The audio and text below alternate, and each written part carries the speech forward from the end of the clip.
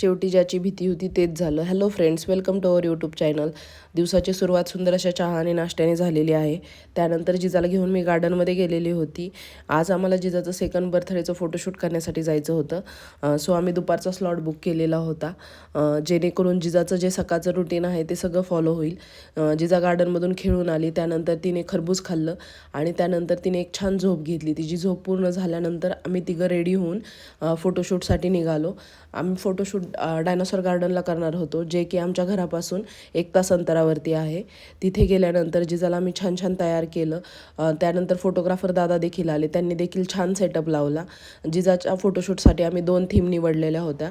एक ट्रेनची होती आणि एक बाईकची होती.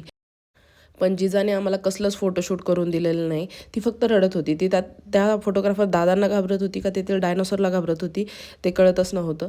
पण ती कडेवरून खाली उतरायलाच नको म्हणत होती. मग तिला मी घेऊन किंवा तिच्या पप्पांनी घेऊन असे तिचे आम्ही थोडेफार फोटो काढले. आणि त्यानंतर ते दादा गेल्यानंतर असं संध्याकाळ झाली होती, तर म्हणलं आपण एवढे लांब आलोच आहोत तर पूर्ण गार्डन एक्सप्लोअर करू, कारण संध्याकाळ झाल्यानंतर तिथे सगळे लाईट सुरू झालेल्या होत्या आणि ते गार्डन इतकं सुंदर दिसत होतं.